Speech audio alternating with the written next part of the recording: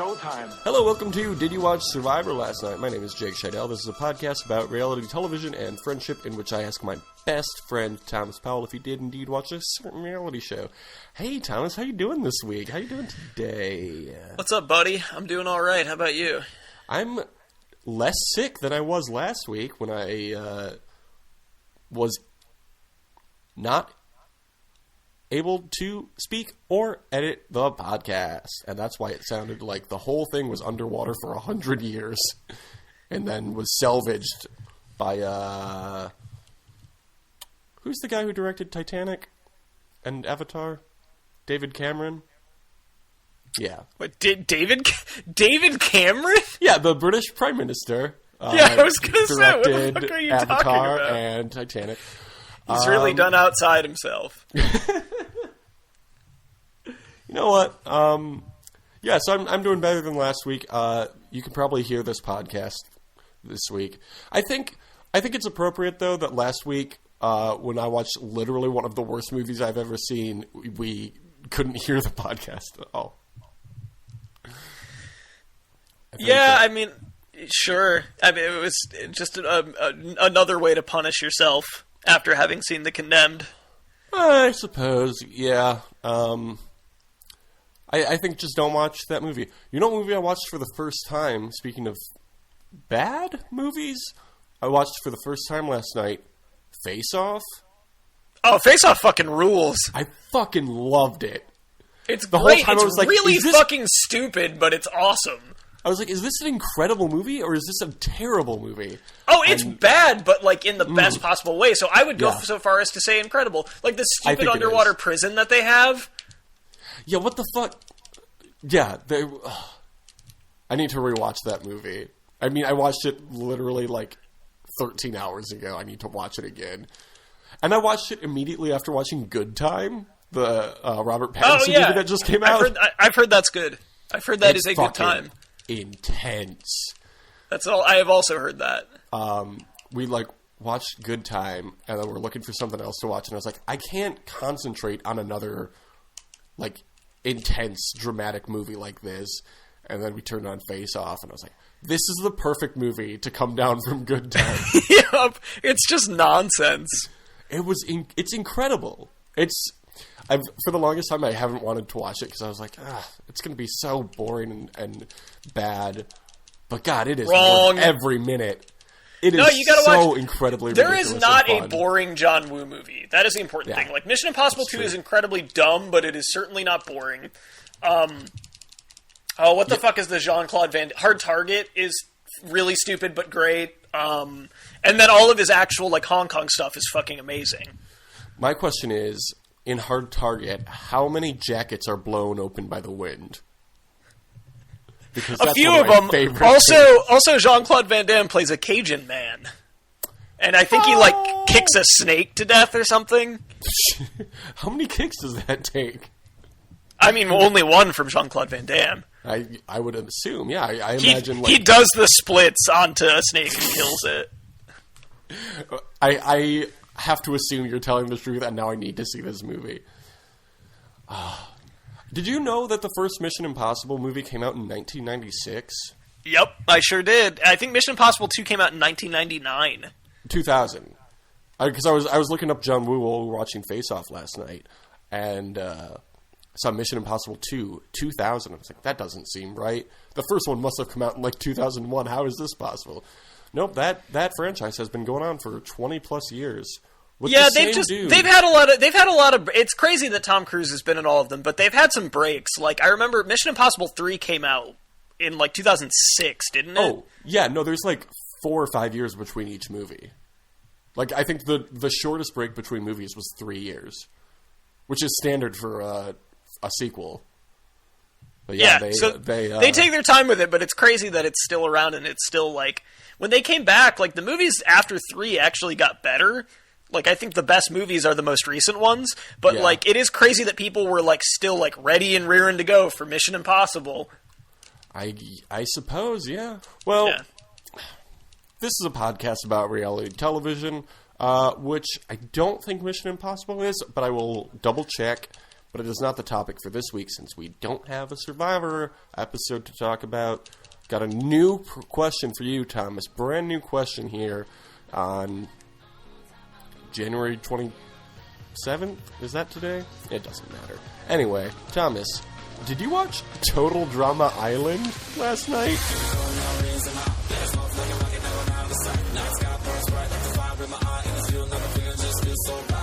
I sure did, Jake. Oh boy, this, I had high hopes for this one. I had very low hopes for this one, and was not disappointed. You were not disappointed in your disappointment? Yeah, I was certainly not surprised. Yeah, I kind of was. Which I don't know why. I should have Why did you think this was going to be so good? I don't know. I just assumed. I was amused by two things, and they were not even jokes. They were just I was like, oh, some of the stuff is very similar structurally to Survivor, for the promos and stuff. That was literally the only thing I liked. There was one joke that I actually thought was really funny, which I wrote down in my notes, but God, this fucking show. I wonder how good future episodes are, because this first episode was basically just a cast list over and over. Yeah, it was just them introducing everyone, but also, I don't care because I don't want to watch it. Yeah, based on the few jokes that there were in this episode, I don't want to watch the rest of the season. So if you're unfamiliar with Total Drama Island, it is the first season of a show called Total Drama, and then each season is about a different type of reality show. Did you know that? I saw there was a Total Drama All-Stars. Yeah, I think that was also on the island. I don't know. But there was Total Drama Action and then Total Drama something else. It doesn't matter. But Total Drama Island is the first season. It's a parody cartoon of Survivor. First aired in Canada in 2007 and then on Cartoon Network in the States in 2008. It's a competition between 22 16-year-olds in a rundown summer camp. Okay. I want to suspend my disbelief or whatever for this show, this dumb cartoon reality show. But imagine that casting process. You have to cast 22 people, already difficult, and every single one of them has to be exactly 16 years old. That seems unnecessary. And they're all supposed to be Canadian, correct? Yeah, which I don't think there are more than 25 people in Canada to begin with. I mean, it's just nuts. There's 4 16-year-olds in Canada. Based solely on that description, it's a reality show about teens at a summer camp, and it's an elimination show. All of those things I love. All of those things sound great to me. But God, this was not good at all. Nope. The show is hosted by a character named Chris McLean, who the Wikipedia article says is a Jeff Probst type. But he is, but he's certainly no he's Jeff the Probst. host of the show? There's some Probst-y stuff to him, but he also sucks, and Jeff Probst doesn't. Just some of his delivery kind of reminded me a little bit, but Not once did he say all the fixins. No, he didn't. Well, they don't want to be too close because they don't want to get sued for that for copyrighted phrases like all most the of the fixins. Some fixins. So Chris McLean, before introducing the cast, goes around the camp and explains how the show will happen. There's teams and challenges and their version of tribal council, but instead of torches, they use marshmallows. I thought that was pretty good. Yeah. I thought, if that was the joke that you liked? That was not the joke I liked. I just liked that part of this game. Because if you're going to have a show, an elimination-style show at a summer camp, I think marshmallows on a stick is the perfect thing to represent your life. Yeah, it makes sense. Because in this game, marshmallows represent your When life. these marshmallows burn up, so does your life. So then, one by one, the contestants arrive by boat on a dock. They each come onto the dock via a large yacht, and then the yacht leaves immediately. Yeah, it does seem like a lot of operating costs, but I guess that was the whole point of that, was so that they could trick people into think they were going to like a cool resort, and instead they're just going to a shitty camp. But why if you... Okay, put yourself in that position. You're the only person on this yacht. Everybody else on the yacht is crew. You've seen no other contestants. And you're like, oh yes, I'm definitely going to a resort to fight other people. It does seem insane that they would take them one at a time. Like, what reality show does so that? Expensive. And do you think that they got 22 different identical boats, or do you think that they were all sitting on the other I choose to believe that they have a fleet of yachts. Oh my god. Okay. So then, one by one, the contestants arrive by boat, and Chris gives their name, and they have a slight interaction. But before the first contestants arrive, Chris says, let's meet our first 11 contestants, and then proceeds to introduce all 22 contestants. I know this is nitpicky, but that really bothered me. I kept being like, okay, well, we're done with the introductions. We'll get the other 11 later. The thing with this show, like, I feel like you're getting into a lot of, like, details for it. Like, I didn't like this enough.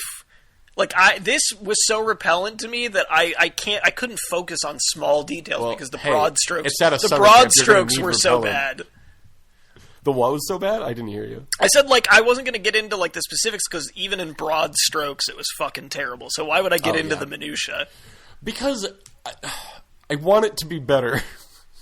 I don't understand why you were so invested in this. It's a show for preteens. Because it's a great idea for a show. Put a bunch of teens in a summer camp and make them fight to the end, like Survivor. It's a great idea, and if it's a cartoon, that's great too.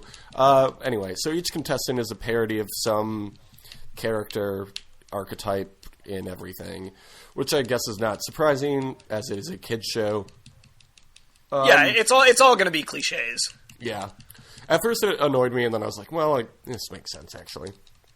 So they all get off the boat one by one, and they're surprised that they're competing at a summer camp as opposed to a nice resort. I don't understand this show, like the show that is happening within the show. Is this the first season of this show, of this game? Because they will talk about it, and they'll talk about the host like they know who he is, as if this show has been on the air for a while. But then they're surprised by the location. Which I guess maybe this is the only time he's hosted this specific version of the show. I suppose. So is every previous season, has it been in a nice resort? Maybe. I mean, the only way to answer this question is to watch the second episode. Oh, that's true. This is a Total Drama Island podcast now. Just kidding. So the best character introduction, in my opinion, was the surfer girl. This was the one joke that I found funny in the whole season, or the whole episode. Someone makes fun of her for bringing a surfboard to this lake, and she says, "I thought we were going to be at the beach," and the host says, "We are." And then they cut to a seagull on this really small, littered beach, and its head is, like, poking through a plastic ring of, like, a six-pack ring. I thought that was... and then it just sits there for a minute. That was a pretty good joke. Yeah, that was alright. I mean, in comparison to the other jokes on this show... I mean, look, yeah, you gotta take what you can get. Yeah. And I took that joke and ran with it. After all the characters are introduced, the host gets them all together around at the end of the dock and to take a picture... and then the dock breaks. It's a pretty good show. Okay. Later, the host breaks them up into two teams. Now, remember, this 22-minute episode of a program, the first 15 minutes is the host reading off the names of each character. 22 characters. Then he breaks them off into teams, 11 each. And he lists them again, one by one. And once you get through the first one, it's like, okay, well, the other team is everybody else. But nope, he decides to list everyone from that team too. God, it was awful. What a terrible structure. Who is producing this show? Let me talk to the cartoon. Okay. Let me speak to this cartoon's manager. They're all teenagers. So Chris, the host, separates the cabins by gender. And then there's a gay joke because this was written in 2007. Was that the joke that you loved? Or was that the joke that you were like, haha, very funny?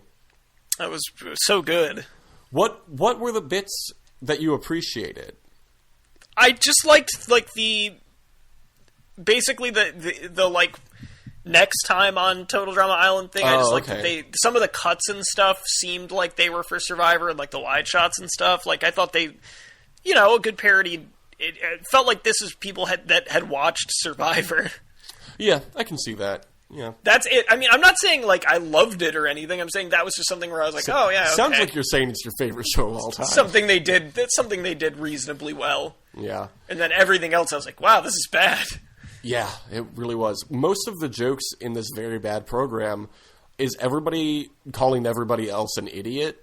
Yeah, like the drama was basically just different people being like, wow, what an idiot. You're stupid for thinking that. Like, what? Anyway.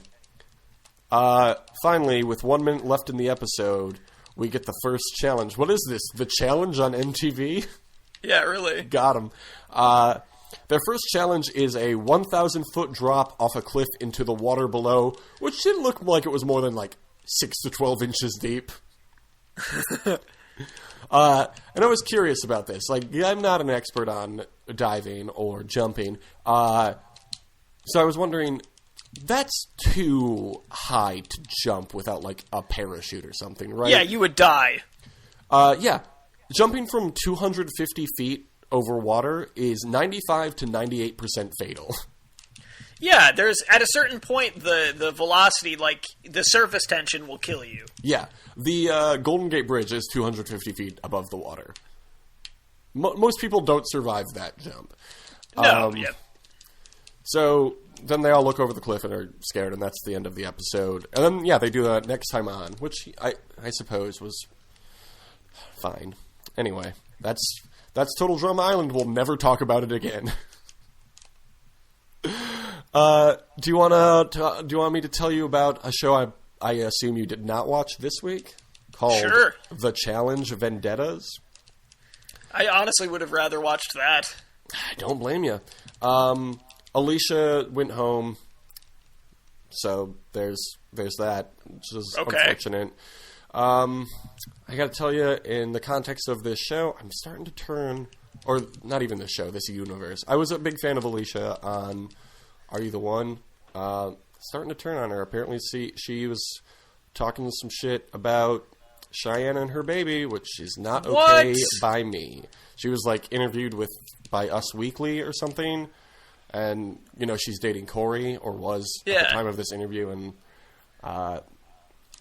I didn't read the interview, but I've heard that she was not super cool to Cheyenne. Don't talk about Team Princess.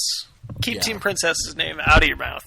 Thank you. There was also a week trivia / eating competition, which Tony won for his team of 3. They broke up into teams of 3, and then they would send one person to eat something if they got the trivia question wrong. And Tony went up every single time for his team and won the whole thing. Oh, the last thing they had to eat was a whole bowl of mayonnaise. It was bad. Ugh. It made me sick watching it. Did you see, I know you, just from some of your follows that you see some B-ball Twitter stuff come up. Did you ever see any of the Nikola Mirotic stuff? Because it's some of the funniest shit. Just, he did a segment with the Chicago Bulls I don't think I did. Stuff that he eats, and he claims that it was he was half joking with some of it, but one of them was a mayonnaise and jelly sandwich. No. And my personal favorite one is OJ and O, which is OJ with Oreos, which is so gross. So now he's in the pantheon of. OJ, he's in the pantheon of bad NBA food with Terry Rozier and his delicious spaghetti sandwich that he made. I mean, I've heard of spaghetti sandwiches before. The spaghetti sandwich, that's not uncommon. I will say OJ and Oreos sounds less bad than mayonnaise and jelly sandwich. But if I'm going to have anything with OJ, you know what it is? OJ with Shaq. OJ with Shaq, baby. I like my OJ with Shaq. It's an inside joke from about 20 years ago. Yeah, Jesus. My favorite thing about this podcast is when we bring up inside jokes from childhood and then never explain them. No, why would we? It doesn't make any sense to me. Okay, we have 4 weeks until Survivor Ghost Island, which means we have 2 more weeks to fill with some bullshit, and then we can talk about tribes, I guess. Sounds good, right? Sure. Okay. So Entertainment Weekly featured Ghost Island this week. Ghost Island, I still don't know how anybody will get on Ghost Island. I assume it's like an Exile Island twist. But anyway, there will be 82 items from past seasons. Not all of them will be playable in the game. Most of them are just decoration. But some of them will have some shit that can influence the game. Do you want to hear all of the things that they featured? Sure. Because this show, honestly, is very funny. I realized reading this article. So in Survivor China, James Clement was holding 2 idols and was blindsided and went home with 2 idols in his pocket. Yep, which is hilarious. So funny. So one of the idols will be going to Ghost Island. I would have preferred if you got a 2-for-1 with that one.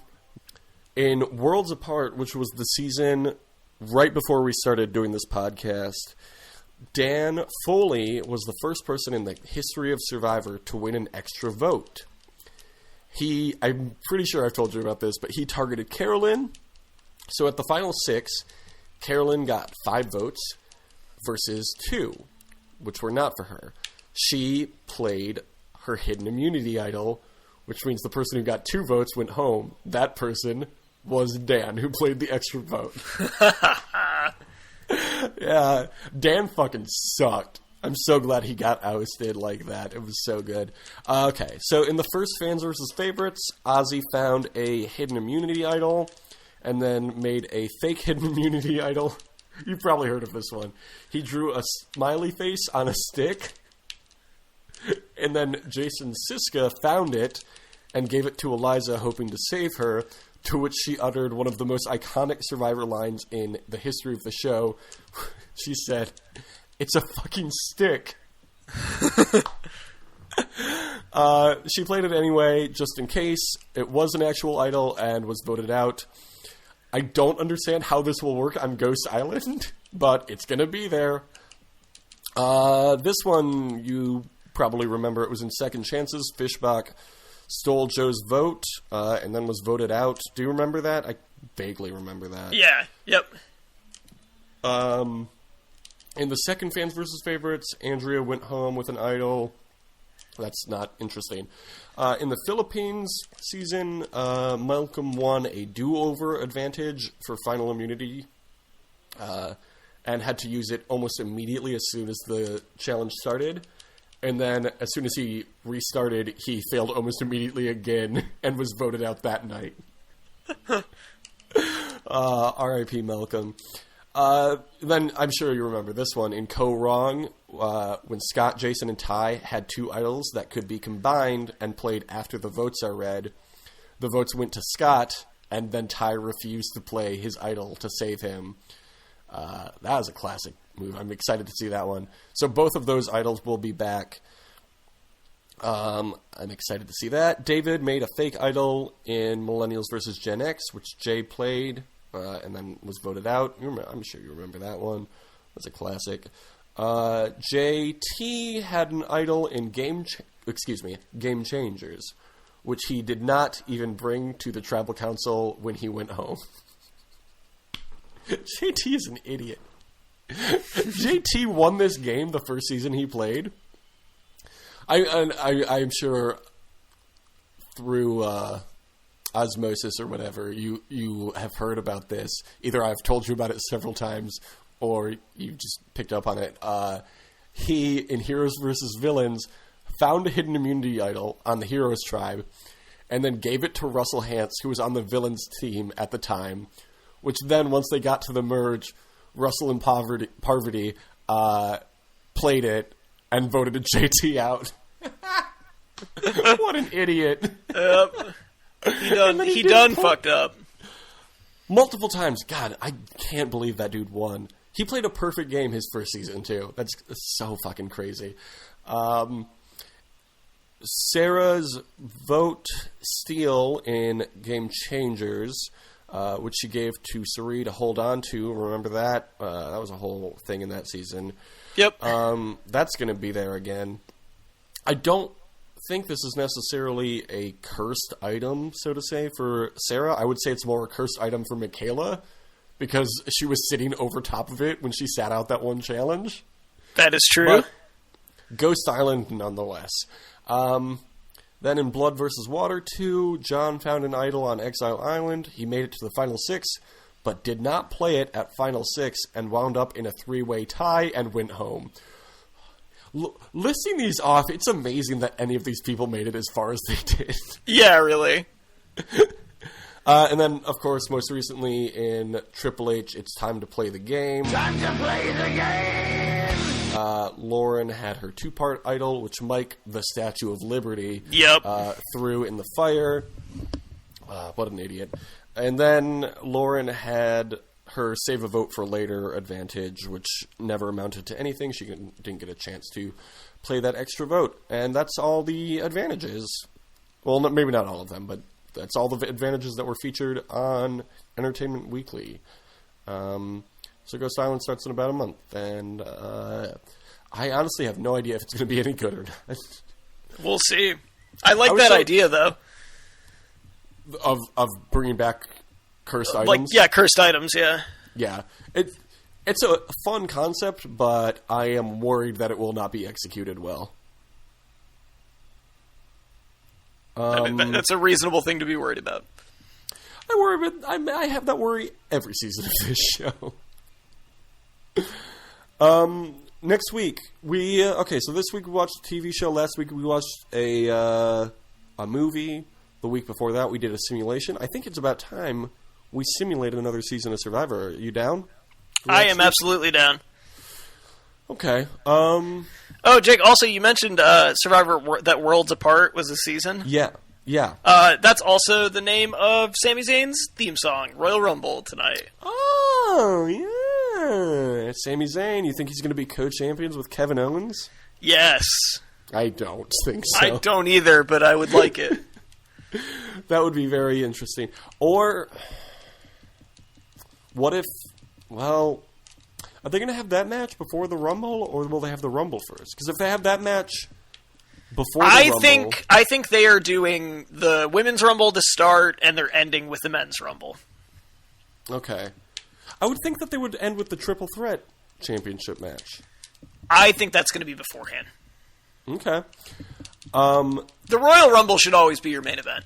You would think. It's called Royal Rumble. Here's what I'm imagining. Sammy and Kevin Owens win the Raw Championship. Excuse me, the Universal Championship.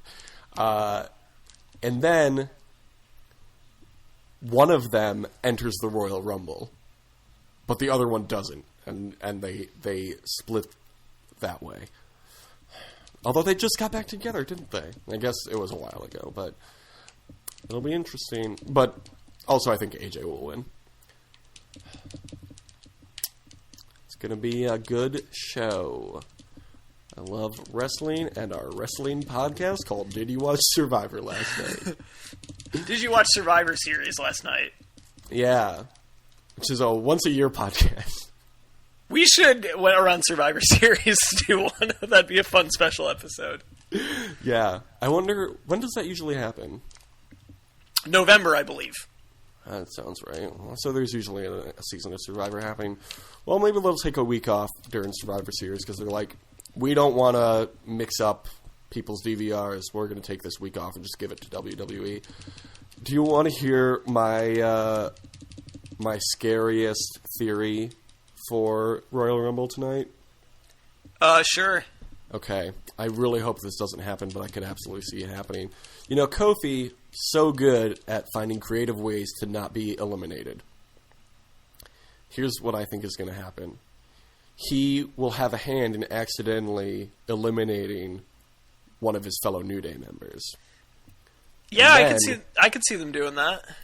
And then he'll be thrown over the top rope. Big E or Xavier will be able to catch him, but won't. But we'll choose not to.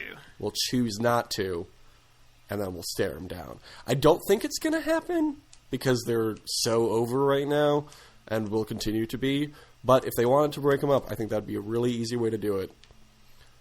I agree, and as much as I love the New Day as a stable, they've been together a really long time, and I would not mind Big E getting a good singles run. I think you could do that. I think you could have Xavier try and go for the Cruiserweight title, and Kofi could be in the mid-card scene. But I think Big E's a main event talent. Yeah, he could be. What if Xavier enters goes up against Bobby Roode for the U.S. title? I would also be fine with that. Because it was looking like he was going to win that thing, and then he did not. So, look, this episode is short, so we're just going to pad it out with some wrestling. I mean, what are we going to talk about? Total Drama Island more? I don't think so. No, that's... what's the theme for Total Divas? Maybe we can use that at the intro. I don't know what the theme for Total Divas is. I'll look it up. I don't even know if they have one. Shows these days don't have theme songs. Anyway, Total Drum Island sucked. Royal Rumble will probably suck, but I'm watching it nonetheless. And next week we're going to simulate a season. How do you want to simulate the next season we do? We did Beauty, Brains, Brawn already. So wait, I don't think we can do that one again. What I was thinking was we could do a schoolyard pick. You get a tribe and I get a tribe. I like that. That's a good idea. And then we play through that. And then it's bragging rights forever. I do like the idea of pitting us against each other, because that's always fun. Yeah. Okay, think up a good tribe name. And then we'll deal with that next week.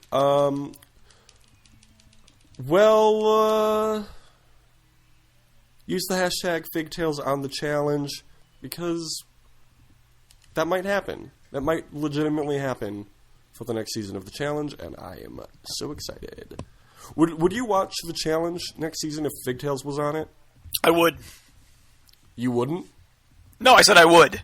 Oh, the phone cut out for a second, so I didn't hear you. Good. I don't think that... I think Figgy would be pretty good.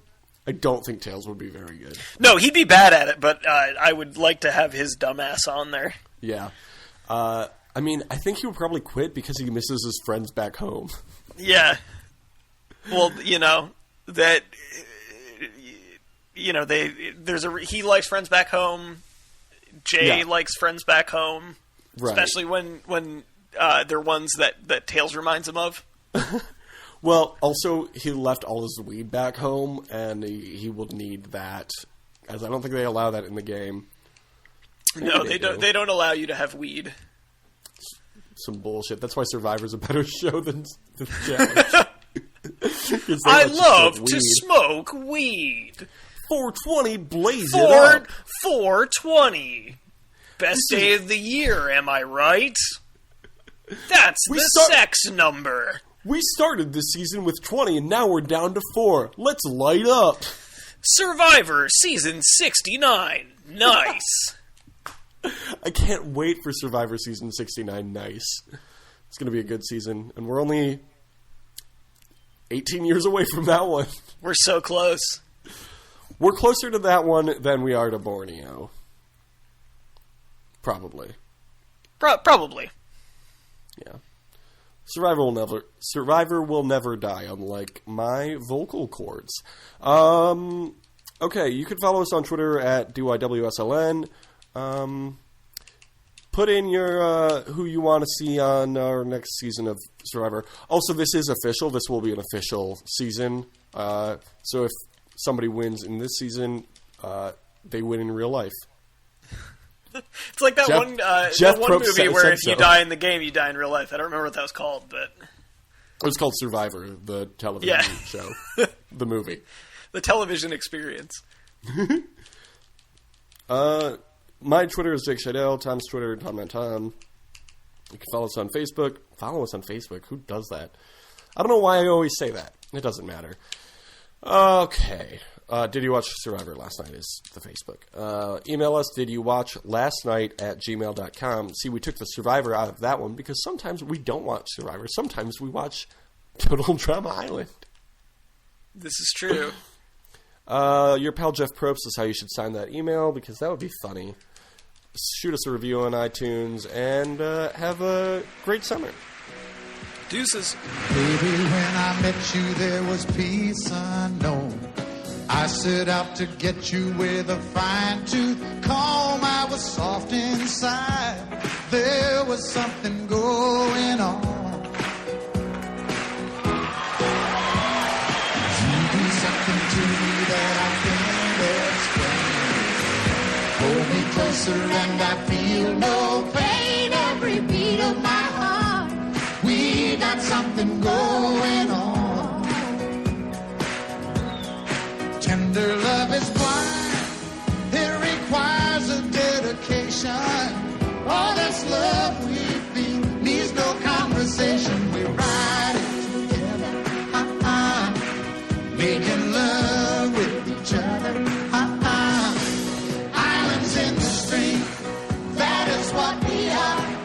No one in between. How can we be wrong? Sail away with me to another world, and we rely on each other. From one lover to another.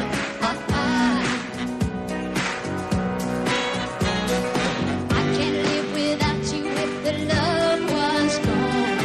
Everything means nothing if you got no one, and you just walk in the night, just slowly losing sight of the real thing. But that won't happen To us, 'cause we got no doubt.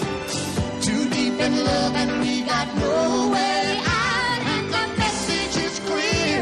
This could be the year for the real thing. Will you come? Baby, I will hurt you never. We started If there's one in love forever, we can ride it together. making love with each other. Islands in the stream, that is what we are. No one is Excuse me, kitty. How can we be wrong? Sail away with me to another world, and we rely on each other. From one lover to another. Let's walk. Since this one also is taking place on an island, I think the best song to go out with is probably Islands in the Stream, right? Yeah, I agree. It's the only song about islands.